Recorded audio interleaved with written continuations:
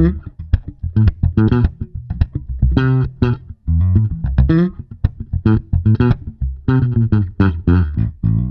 up, everybody? This is Mark here at Chicago Music Exchange, and today I am doing, you guessed it, the history of the jazz bass.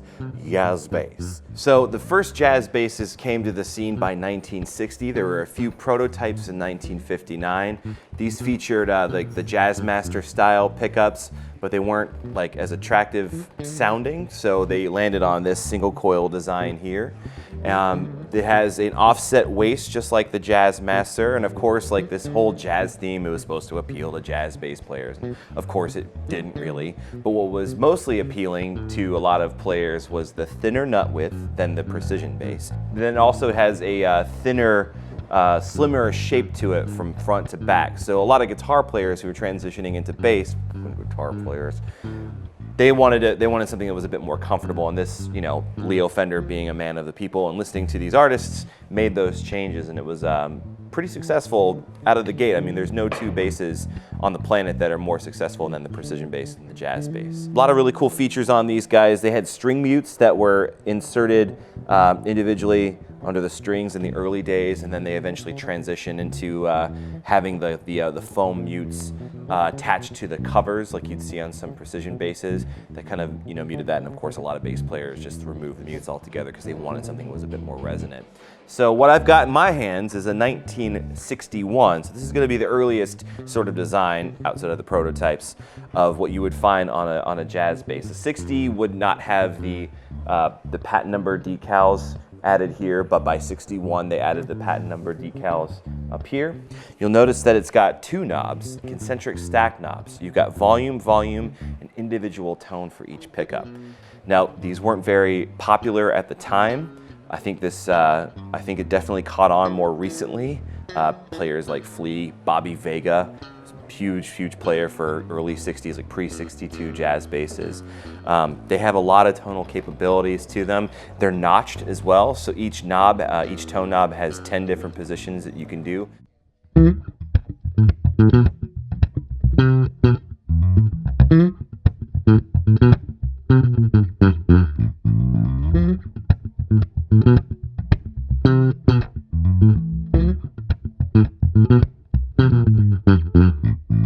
So what we have here is a 1962 Slab-a-roo. It's got the slab rosewood fingerboard, just like the 1961. It still has the clay dot inlays on here. You'll notice that it has the 3-knob configuration, so you have volume, and then a master tone. Bass like this is important because this is the last year that Fender would have offered a slab rosewood board until they eventually re-released these in the 80s. So by late 62, they started to transition into the wood veneer fingerboard, which has a different sound altogether. It's not as warm, but it does have a really great characteristic to it, of course. Bass players that made the 62 jazz bass famous. You got John Paul Jones and of course Jaco Pastorius. By the way, I would love to have been a fly on the wall when Jaco went to his buddy and he was like, "What? Oh, yeah, I'll return it in perfect working order, I promise." Sure. But yeah, I'm gonna play a few riffs on this one, so here we go.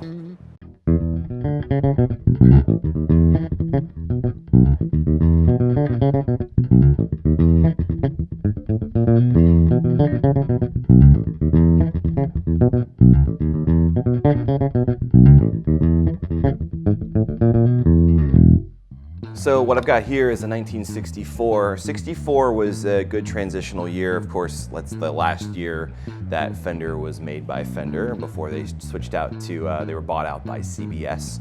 The 64 that I have in my lap here is especially cool because you'll see it's got a matching headstock. It's Olympic white. Kind of rare to find these. This is an example of the laminated fingerboard. It has clay dot inlays, and by the end of 64, they switched over to pearloid inlays. Another feature that was changed by 63 to 64, they moved from the mutes that were inserted on the individual strings, and then, as I said, they attached them to these bridge plates here.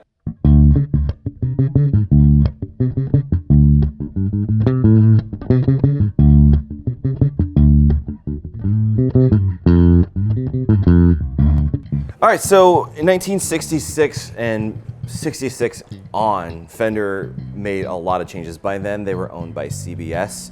They wanted to, you know, basically throw a bunch of different options at the wall to see what stuck. One of those options would be the binding on these to make it look a little bit, you know, make it pop a little bit more, make it look more like a premium instrument. They also switched in 66 from the clover style tuners to these dandy little paddle shaped lollipop tuners.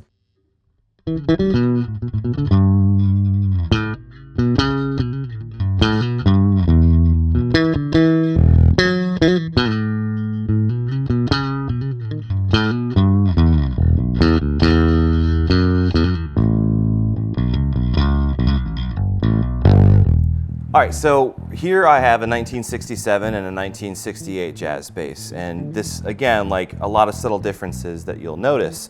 Maybe not necessarily at first glance, but the first thing that I would notice is that the tuners on the 67, we've got the lollipops that we talked about. The tuners on the 68, we have the clover tuners, and by 69, they were completely phased out. There's a couple examples of 68s with the lollipop tuners on there as well. Another interesting change, at least it is to me, is that by late 68, like this one, you'll notice that the 67 over here has the strap button on it still, which was in the original design. And by late 68, they removed that because not a lot of bass players were using it.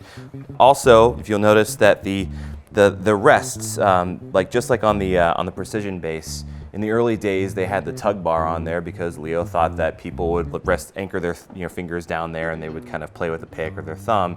And a lot of bass players were coming from pizzicato and like playing the upright style, so they just removed the covers and thumb rests altogether, and then they just anchored their thumb on top. And then you'll notice that eventually Fender was just like, you know, we're tired of people modifying our basses like that. Let's just put the thumb rest, the finger rest, in the right spot as a thumb rest.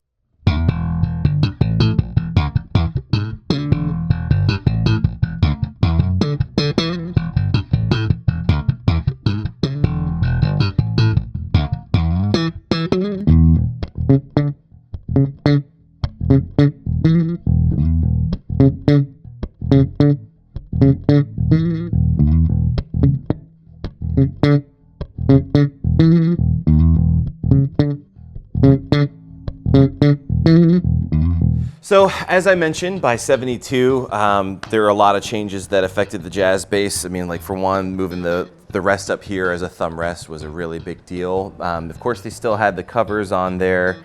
The biggest change in 72, and this is the most remarkable and important change to me, is the location of the bridge pickup actually moved closer to the bridge by 4/10 of an inch. It doesn't sound like a lot, but it makes a tremendous impact. It has a much more trebly sort of bite and growl. It's why Geddy Lee was known for playing his. I mean, a lot of different jazz bass players, a lot of slap bass players gravitated towards that sort of growl. Has a nice like sort of scoop sound and sounds magnificent, I mean, in my opinion. So this is a 74 that I have here. 74 was another transitional year because by then they were transitioning from this 4-bolt into a 3-bolt system.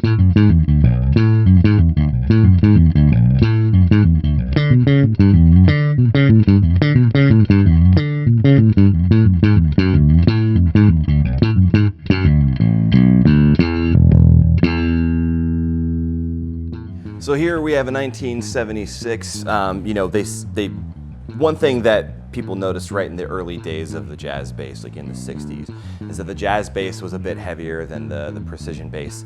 That afforded a lot more resonance. By the 70s, damn things were like boat anchors a lot of times. I mean, it's really rare to find a really light one. This has definitely got some heft to it, but it's got all the resonance and tone for days. The 76, this particular one, as I mentioned, will have the 3-bolt system with the micro tilt adjustment, so you can actually adjust the pitch of the neck.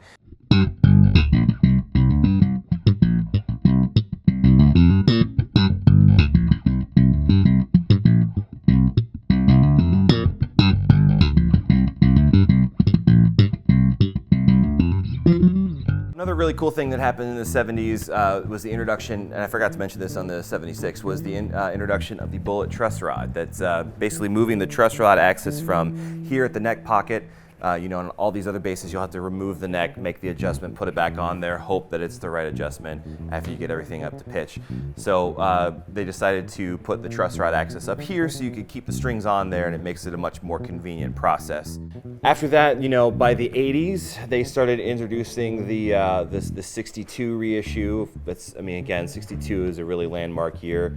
And then through the 80s, I mean, like, they were just, as bass became more into the forefront, they threw a lot of changes out there. You saw active basses, you saw like deluxe jazz basses, you saw the you know, the 5-string come to the table, and then just a lot of really great innovations from there. But the meat and potatoes of the jazz bass starts with these guys right here. It's really awesome. This is one of my favorite things about you know, being here at CME, is having access to all of these basses and being able to play them and just being surrounded by all this awesome history.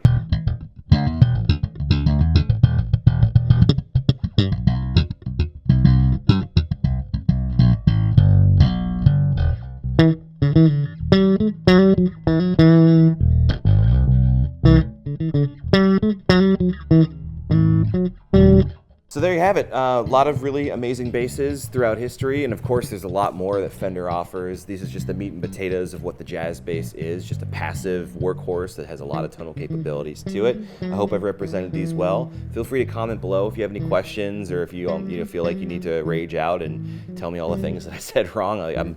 I'm no stranger to that. I mean, it's all for my own edification. Again, thank you so much for watching. This is the best part of the job. I mean, being surrounded by all this history. So I hope to do this again sometime.